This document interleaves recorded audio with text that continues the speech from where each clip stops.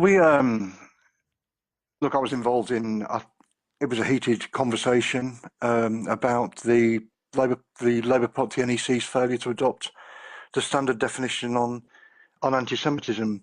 But the accounts of it that have been given out are not true. I mean, did I scream abuse at anybody? No, I didn't. It was a heated discussion. I accept that. But I didn't. I didn't scream abuse at anybody. I didn't do that. I should say, and I know you don't want to get into the private details of a private conversation, but one party source has suggested to us that it was nothing to do with anti-Semitism, that you were in fact simply being abusive to a fellow MP.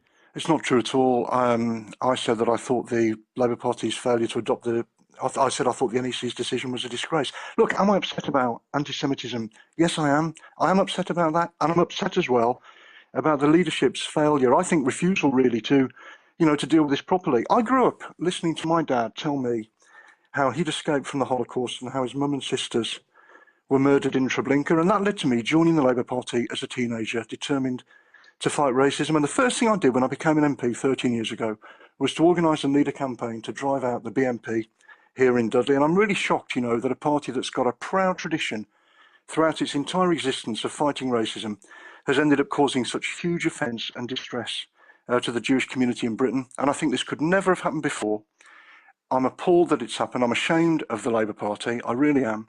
And I think, if I'm honest, I think we're becoming a different political party. I think this just could never have happened in the past. Anyone who knows of your family history will have immense respect for that, obviously.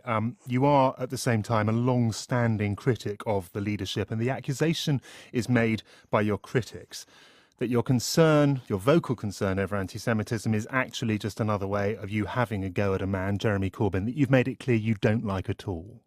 It's not that I don't like Jeremy Corbyn. He was never my choice to lead the Labour Party, that's true. But what do people think? That, I'm so worried about his plans to nationalise the railways or something, that I would sort of invent all this stuff. It's actually, if I'm honest, I think it's the other way around. I think it's because he spent his entire time in politics on the extreme fringes of the Labour Party, supporting and defending all sorts of extremists, and in some cases, frankly, anti-Semites. That's why I thought 3 years ago he shouldn't be the leader of the Labour Party. And that's why I think now that he's not, that somebody with views and a history like his isn't really suited to the leadership of a mainstream political party. I thought that I was worried that what would happen is that a mainstream social democratic party would be turned into something much more extreme. And as I said earlier, that's what I fear is happening. That's what I'm worried about. Ian